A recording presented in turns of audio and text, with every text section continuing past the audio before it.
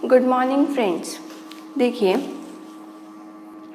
हम basis and dimensions का chapter कर रहे थे, जिसके अंदर अभी हमने बहुत ही बेसिक सी बातें देखी थी। लीनियर कॉम्बिनेशन की डेफिनेशन क्या है, लीनियर डिपेंडेंस इंडिपेंडेंस क्या है, और उसी से रिलेटेड दो थ्योरम्स की थी। फर्स्ट थ्योरम की स्टेटमेंट थी, every subset of linearly independent set is linearly independent. बहुत ही छोटी सी थ्योरम थी। सिमिलरली एक एलडी पर थी, every superset of LD set of vectors is LD. ठीक है, तो देखिए आज हम इसके बाद की थ्योरम्स देखते हैं। थ्योरम्स भी क्या, बहुत छोटी छोटी है, तो जस्ट लाइक आप उसे स्टेटमेंट ही देखिए, क्योंकि as a theorem they are not important, but उनकी स्टेटमेंट बहुत ही ज़्यादा इम्पॉर्टेंट है। यानी कि फर्दर चैप्टर को करने के लिए आपको उनकी स्टेटमेंट्स आनी चाहिए, but from exam point of view वो एग्ज़ाम के अंदर नहीं आएंगी। 2 मार्क्स में आ सकती हैं, बट 6 में नहीं आ सकती। एक लास्ट थ्योरम आज के वीडियो में जो हम देखेंगे वो बहुत इंपॉर्टेंट है एग्ज़ाम पॉइंट ऑफ व्यू से भी और उसकी स्टेटमेंट भी। तो सबसे पहले देखिए हम करते हैं थ्योरम नंबर 1 जो हमारी आज की है। स्टेटमेंट देखिए उसकी क्या है। If a set S is equal to V1 V2 up to Vn of a vector space is Li। देखिए, अगर अभी आप यही वीडियो फर्स्ट देख रहे हैं और आपने प्रीवियस वीडियो नहीं देखी तो प्लीज़ पहले वो वाली वीडियो देख लीजिए, ताकि आपको उसमें Li और Ld की डेफिनेशन अच्छे से क्लियर हो जाए। अगर डेफिनेशन ही नहीं आती तो थ्योरम्स करने का कोई फ़ायदा नहीं है, तो इसलिए पहले डेफिनेशन का अच्छे से मतलब क्लियर होना चाहिए। तो देखिए वो कह रहे हैं एक सबसेट S किसी वेक्टर स्पेस का एक सबसेट है S, जिसके अंदर हमारे पास वेक्टर्स कौन से हैं, V1 V2 up to Vn। वो हमारे पास क्या है, Li। Then none of the vector of S is zero space. वो कह रहे हैं S के ये जितने भी वेक्टर्स हैं V1 V2 up to Vn, इनमें से एक भी ज़ीरो नहीं होगा। ठीक है, तो आइए देखिए, आपने डेफिनेशन के अंदर क्या देखा था, A1 V1 plus A2 V2 AN Vn।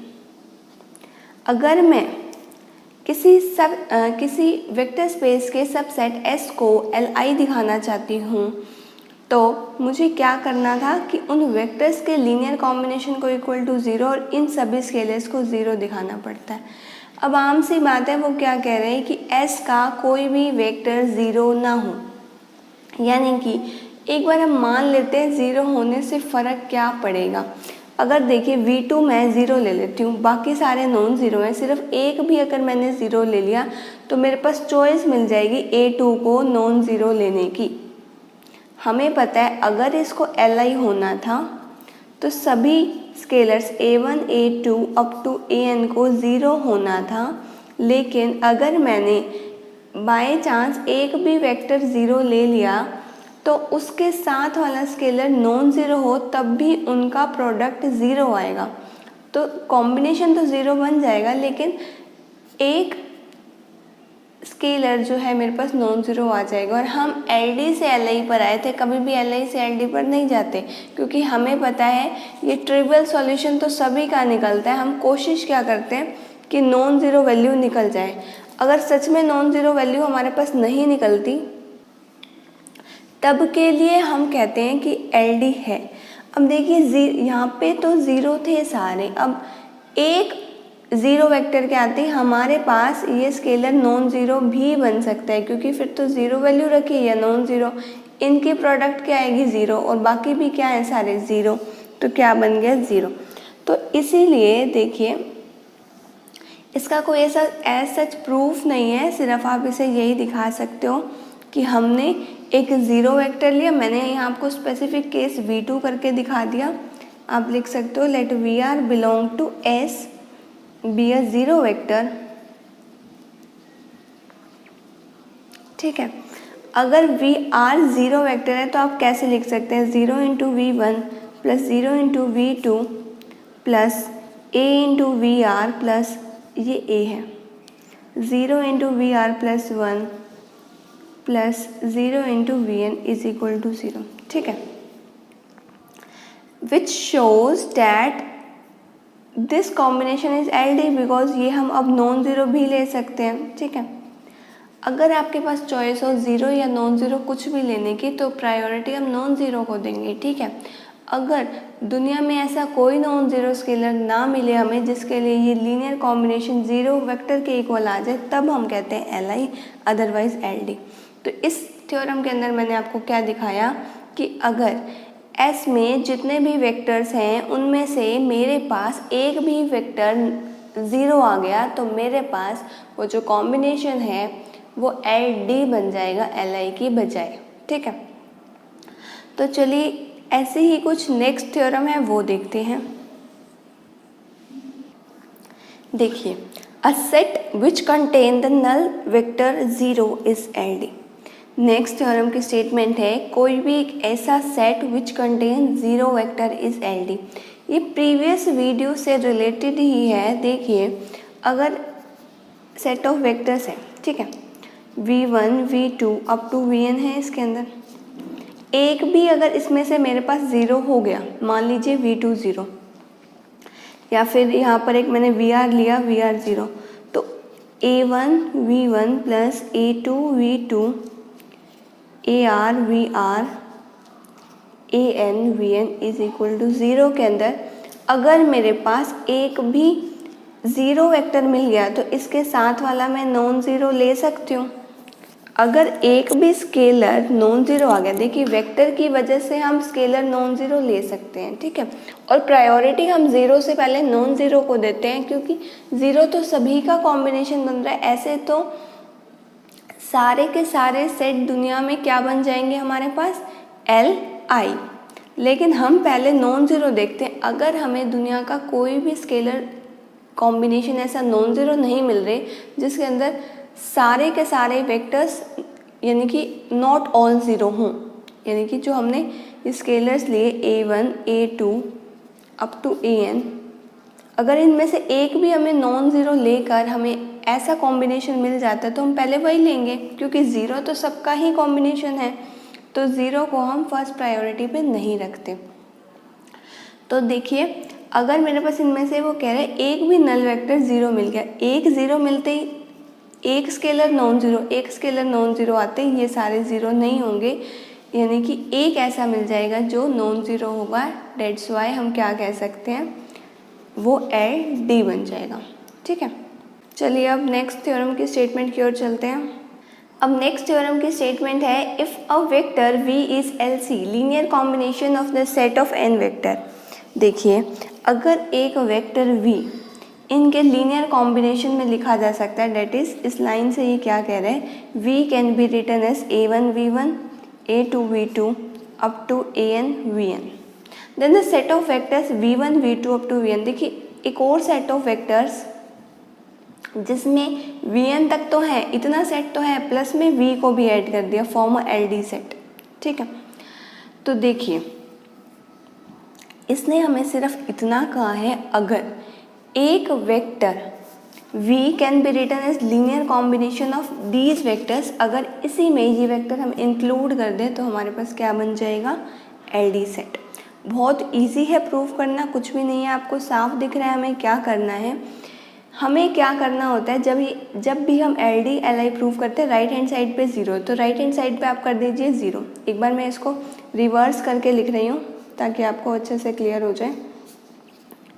मैंने क्या किया है, इसको इधर उसको इधर, ठीक है, ये आप इजीली कर सकते हैं। अब देखिए, आपको इसको लेफ्ट हैंड साइड पे लाना है, that is A1 V1 plus A2 V2 up to AN VN negative -1 V, ठीक है। देखिए, ये सारा combination as it is negative of V, यानी कि plus -1 V is equal to zero, ठीक है। अब देखिए, आपको क्या करना है, इनका कॉम्बिनेशन इक्वल टू V था, मैं लेफ्ट हैंड साइड पे लाई क्योंकि मुझे LD LI में राइट हैंड साइड पे ज़ीरो चाहिए होता है। अब देखिए, हमें नहीं पता ये जो सेट ऑफ वेक्टर्स हैं ये LI है या LD है, ठीक है, लेकिन आपको ये बात की श्योरिटी है कि V का जो कोफिशिएंट है वो नॉन ज़ीरो है। अब ये सारे A1 A2 up to AN zero हो या नॉन ज़ीरो हो, अगर एक भी हमें नॉन ज़ीरो मिल गया, इस -1 की तो श्योरिटी है कि ये नॉन ज़ीरो है, और एक भी अगर हमें नॉन ज़ीरो मिल जाता है तो हम क्या कह देते हैं कि the set of vectors is LD। तो इनका हमें पता ही नहीं करना कि A1 A2 up to AN LI थे या LD थे।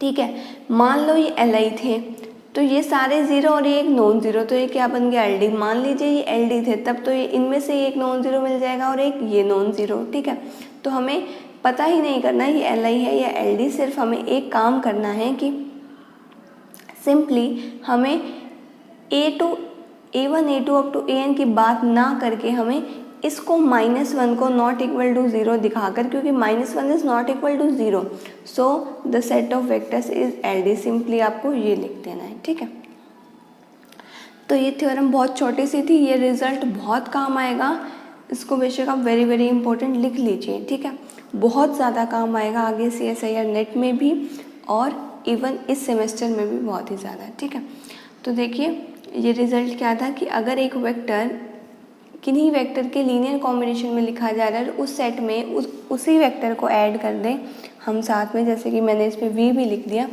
तो वो एक LD सेट बन जाता है।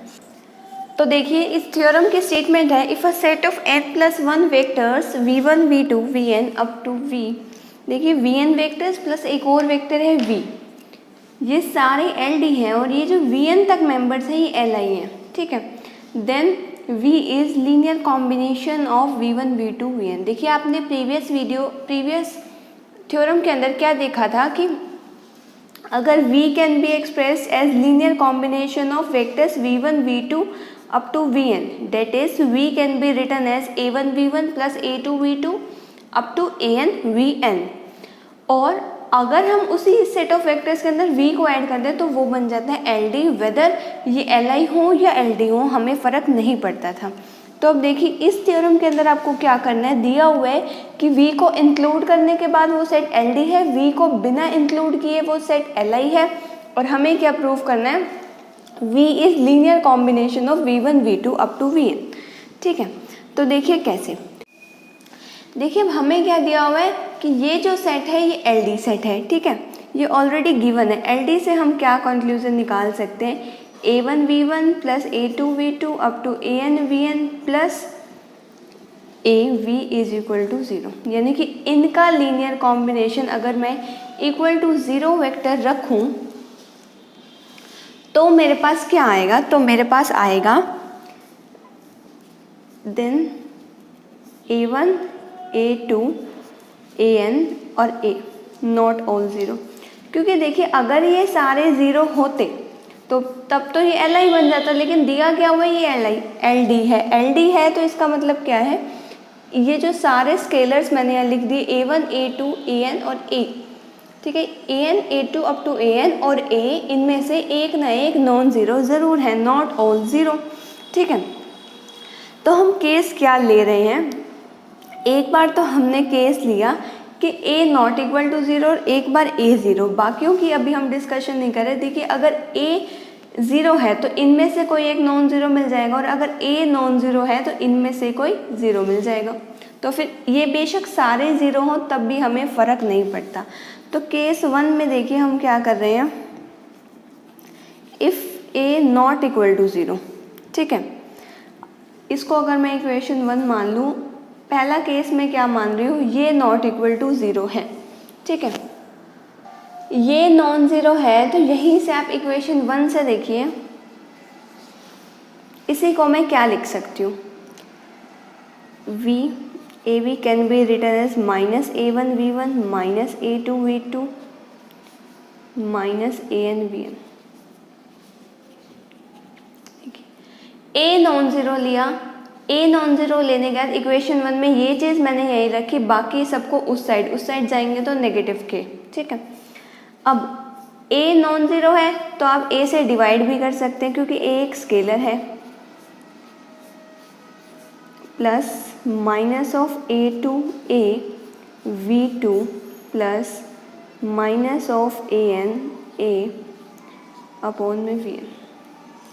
देखिए हमने इसके अंदर क्या किया, A से सिर्फ डिवाइड किया है। ठीक है, A से हमने डिवाइड किया है। ठीक है,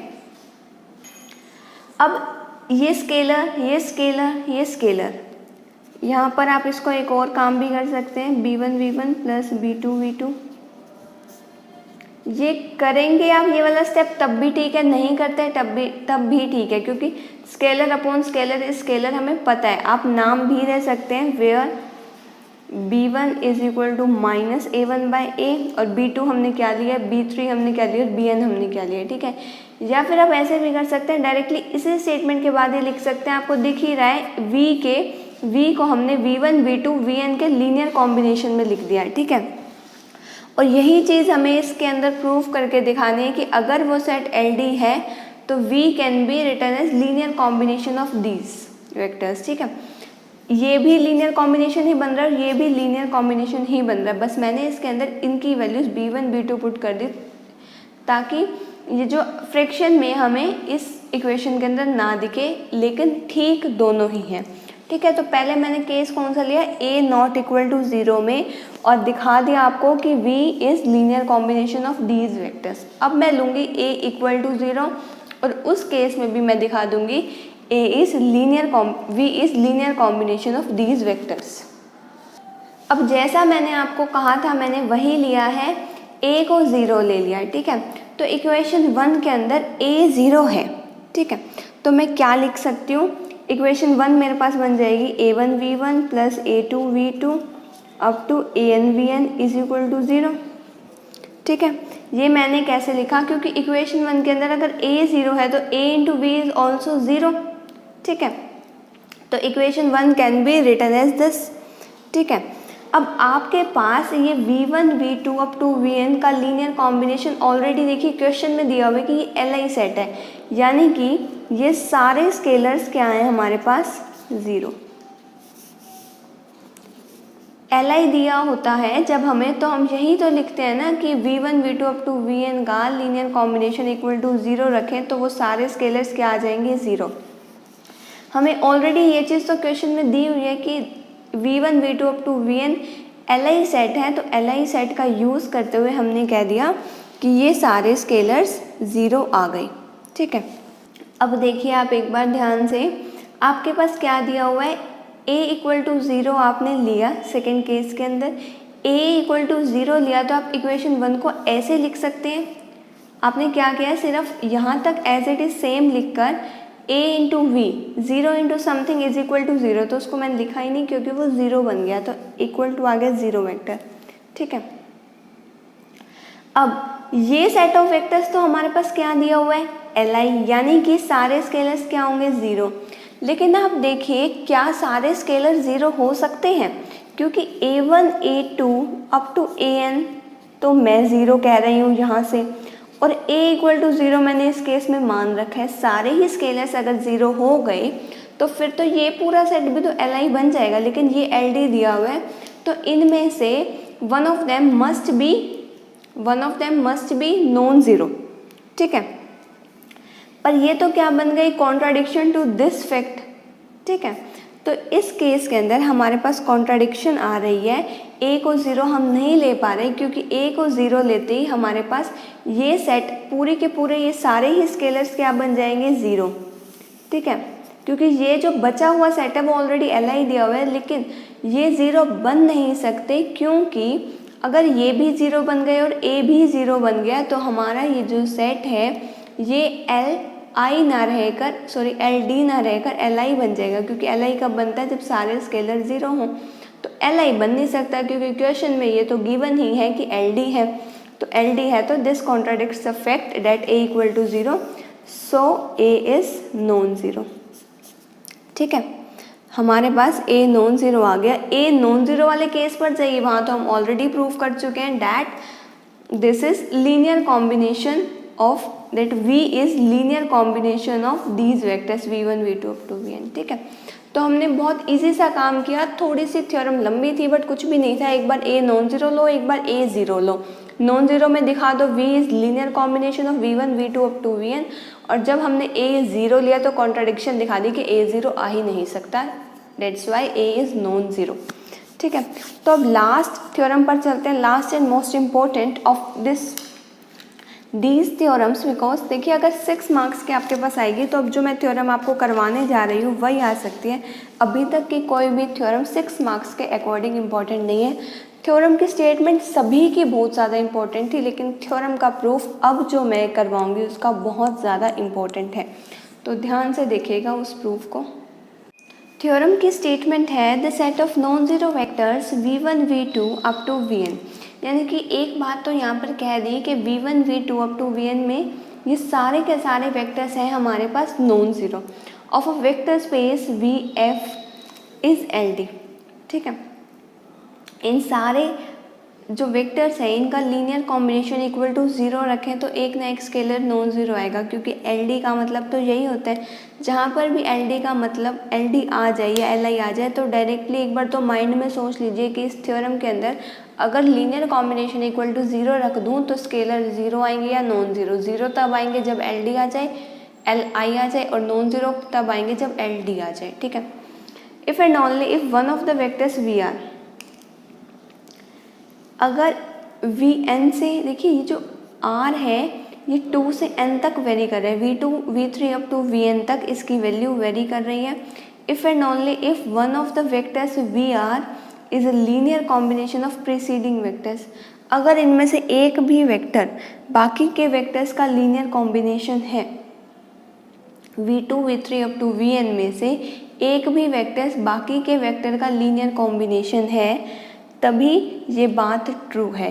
इफ़ एंड ओनली इफ़ के केसेस में हम एक बार ये लेकर चलेंगे और इसको प्रूव कर देंगे, सेकंड केस में ये लेकर चलना है और इसको प्रूव कर देना है।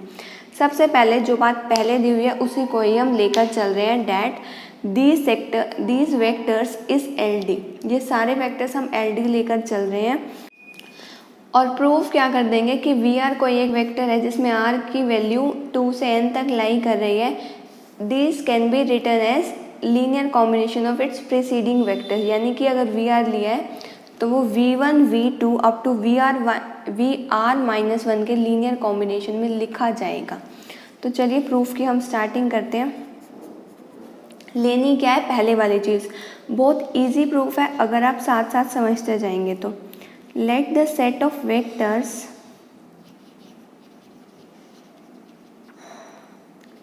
V1 V2 up to Vn be LD, ये चीज़ तो हमें दी हुई है। ठीक है, LD है, LD से डायरेक्ट मैंने क्या मतलब बताया, then there exist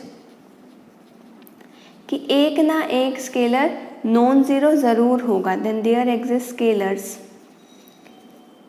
A1 A2 up to AN not all zero. LD में क्या लेते हैं, नॉट ऑल ज़ीरो, LI में क्या लेते हैं, all zero, such that A1 V1 plus A2 V2 up to AN Vn is equal to 0, such that. ठीक है, यही तो हम लिखते हैं ना, LD आते ही हम बाय फॉर्मल डेफिनेशन हम इस कंक्लूजन तक इजीली पहुंच जाते हैं। ठीक है, तो अब इसके बाद देखिए, ये है, हमें पता है कि इस लीनियर कॉम्बिनेशन के अंदर एक ना एक स्केलर नॉन ज़ीरो ज़रूर है।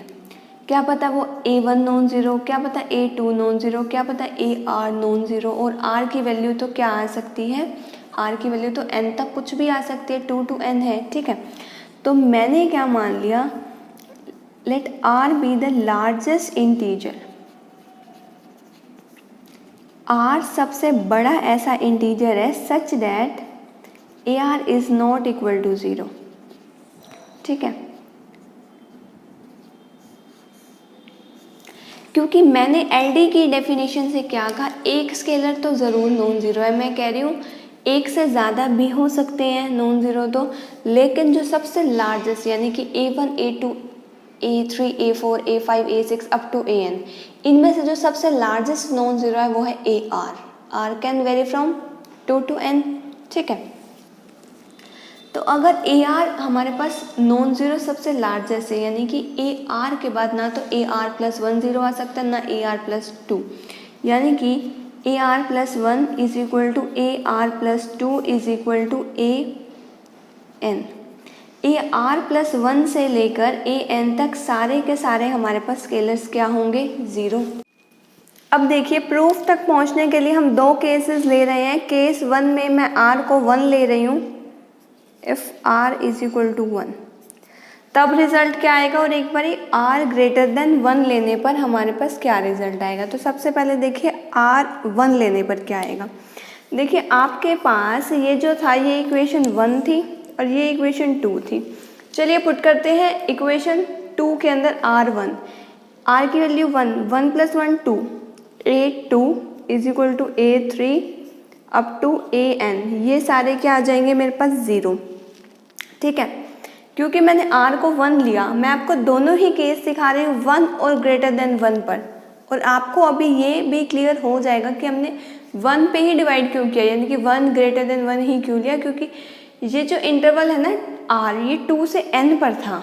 ठीक है, तो इसमें जब हम r को 1 पुट करेंगे ना तभी 2 to r पे ये पहुंच पाएगा। देखिए a2 बन जाएगा और यहाँ पर an। तो चलिए देखते हैं क्या यहाँ पर a2 to an ये सारे क्या आ गए 0। रीज़न क्या लिखेंगे, यूजिंग इक्वेशन 2। ठीक है, अब इसके बाद देखिए इस पूरी वैल्यू को हम पुट कहाँ पर कर रहे हैं, हम इस वैल्यू को पुट कर रहे हैं इक्वेशन नंबर 1 के अंदर। इक्वेशन नंबर 1 क्या थी, a1v1 + a2v2 up to an_vn = 0। ठीक है, सेकेंड अप टू n, यानी कि सारी एंट्रीज तो मेरे पास क्या हो गई 0, सिर्फ फर्स्ट एंट्री रह गई +0, या फिर ये लिखने की भी आपको रिक्वायरमेंट नहीं है, ये सारा क्या बन गया 0, सिर्फ ये बच गया, तो ये +0 = 0 वेक्टर। ठीक है, अब देखिए आपको पता है ये r क्या था, r हमने क्या लिया था, largest integer such that AR is not equal to 0। ठीक है, इफ़ r = 1 लिया तो हमने ये तो यहाँ से कह दिया r लार्जेस्ट इंटीजर है such that AR not equal to 0, यानी कि a1 तो नॉट इक्वल टू 0 है।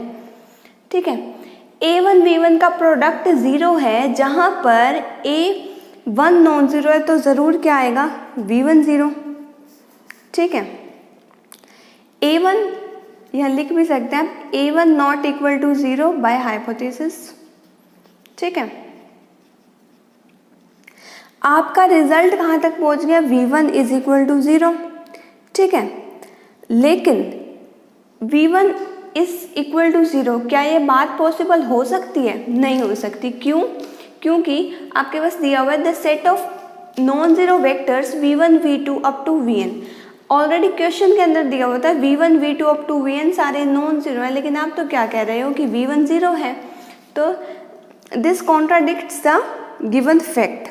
यानी कि आप यहाँ से क्या कंक्लूड कर सकते हैं कि r जो है वो 1 तो हो नहीं सकता। ठीक है, r 1 तो हो नहीं सकता, ये आपने यहाँ पर कॉन्ट्राडिक्शन से दिखा दिया। ठीक है, अब चलिए r ग्रेटर देन 1 पे बात करते हैं,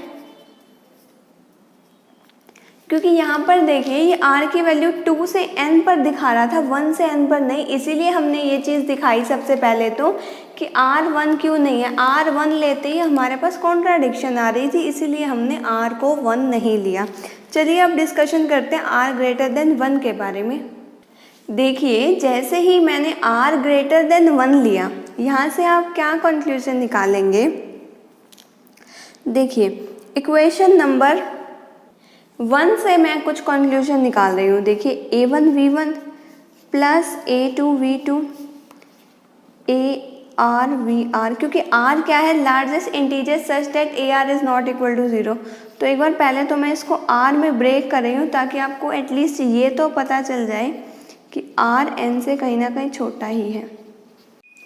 देखिए मैंने क्या किया, इक्वेशन नंबर 1 को थोड़ा सा एक्सपेंड कर दिया और इस वे में लिख दिया, क्योंकि हमें पता है a2 v2 और an vn के बीच में कोई AR VR और AR+1 VR+1 भी टर्म्स है और भी कई सारी टर्म्स हैं। लेकिन मुझे पता है ये जो AR है ये ग्रेटेस्ट वैल्यू हो सकती है such that AR not equal to 0। AR के बाद जितने भी स्केलर्स हैं वो सारे 0, ये 0 आते ही ये पूरा टर्म क्या बन गई 0, ये बीच की भी 0 हुई, ये लास्ट भी 0, यानी कि इसको हम क्या लिख सकते हैं, a1 v1 + a2 v2 up to AR VR = 0। ठीक है, आपने इस एक्सपेंडेड फॉर्म में से इतना तो हटा दिया कि ये तो सारी 0 हैं, अब हमें डिस्कशन सिर्फ इन पर करनी है। ठीक है, एक बात आपको और पता है, ये जो r ग्रेटर देन 1 है such that A R is not equal to zero. A R तो हमारे पास ज़ीरो नहीं है, ठीक है। एक बार मैं अगर ए आर वी आर तो यहीं रखूं और बाकी सारे टर्म्स को उस साइड नेगेटिव में ले जाऊं तो देखिए क्या आएगा। देखिए मैंने क्या किया, ए आर वी आर को एज इट इज़ यहीं पे, बाकी सारी टर्म वहाँ पर गई नेगेटिव में, ठीक है। मुझे एक बात पता है बहुत अच्छे से कि A R not equal to zero है। ज़ीरो नहीं है तो मैं डिवाइड कर सकती हूँ, क्योंकि नॉन ज़ीरो नंबर अगर डिवीज़न में हो तो उसके डिवीज़न करके कोई स्केलर ही आएगा। अगर ये ज़ीरो है तो मैं अपॉन में नहीं लेके जा सकती, वो नॉट एग्जिस्ट वाला केस बन जाएगा। तो मैंने क्या किया, वी आर यहीं रखा, A1 upon A R V1 plus minus of A2 upon A R V2 up to minus plus A R minus one A R. देखिए मैंने क्या किया है, सिर्फ इस सारे टर्म्स के अपॉन में ए आर ले गई, ठीक है। अब मैंने क्या दिखा दिया, वी आर उसके प्रीसीडिंग वेक्टर्स का लीनियर कॉम्बिनेशन है। एक बार मैं आपको स्टेटमेंट थ्योरम की फिर से दिखा दूं। थ्योरम की स्टेटमेंट देखिए आप, the set of non zero vectors v1 v2 up to vn, अगर LD लिए थे मैंने, if and only if VR is a linear combination of preceding vectors.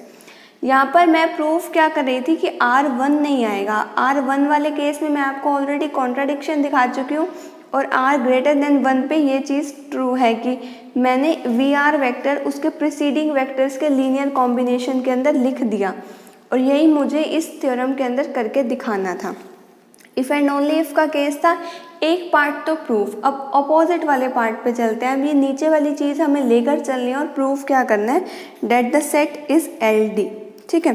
तो कन्वर्स पार्ट पर चलते हैं। देखिए VR जो है हमारे पास लीनियर कॉम्बिनेशन प्रीसीडिंग वेक्टर्स का है, ये चीज़ हम लेट करके चलेंगे इस पर, और प्रूफ क्या कर देंगे, जो सेट है V1 V2 up to VR का, Vn का, वो LD है। तो देखिए VR उसके प्रीसीडिंग वेक्टर्स का लीनियर कॉम्बिनेशन है, that is VR is equal to B1 V1 plus B2 V2 plus B3 V3 up to BR minus one BR minus one. देखिए मैं A1 A2 स्केलर्स यूज़ कर चुकी हूँ already theorem के अंदर, इसीलिए मैंने अब की बार ये जो स्केलर्स लिए ये B1 B2 लिए, ठीक है। आप C1 C2 D1 D2 भी ले सकते हैं, ठीक है। ये सारे स्केलर्स कहाँ से हैं, ये फील्ड में से हैं। अब देखिए आपको एक बात तो बहुत अच्छे से क्लियर है कि R जो है या तो N से छोटा है या 2 से बड़ा है। देखिए आपको पता है R की रेंज कहाँ से कहाँ तक है, 2 से N, ठीक है। तो N से बड़ा तो नहीं है R, ठीक है। सो मैं इसको ये लिख सकती हूँ B1 V1 plus B2 V2 BR minus one VR minus one. मैंने क्या किया, इसको भी मैं उस तरफ ले गई, नेगेटिव ऑफ VR आएगा, यानी कि प्लस माइनस वन VR, ये नेगेटिव ऑफ VR ही बन गया, ये उस तरफ गया, इज इक्वल टू 0 आया, ठीक है। अब राइट हैंड साइड में क्या आ गया, 0। अब इसके बाद आप देखिए VR तक तो ये हैं स्केलर्स, बाकी स्केलर्स नहीं है, R+1 से लेकर N तक। तो मैं क्या कर सकती हूँ, B1 V1 plus B2 V2 up to BR minus one VR minus one plus में माइनस वन VR प्लस में 0 VR plus one up to 0 VR plus VN ही कर दीजिए सीधा, ठीक है। ये देखिए इस इक्वेशन पर मैं कैसे पहुंची, आपको ये देखिए यहाँ तक तो मैंने लिखा है एज इट इज़ ऊपर से, ठीक है। इस इक्वेशन से ही मैं यहाँ पर पहुंची हूँ, राइट हैंड साइड भी 0। अब आपके मन में आएगी कि ये वाली टर्म्स मैंने कैसे लिख दी, 0 into VR minus one 0 into V, यानी कि सारी टर्म्स का कोफिशिएंट 0। क्योंकि देखिए V1 से लेके Vn सारे वेक्टर्स नॉन ज़ीरो हैं, ठीक है।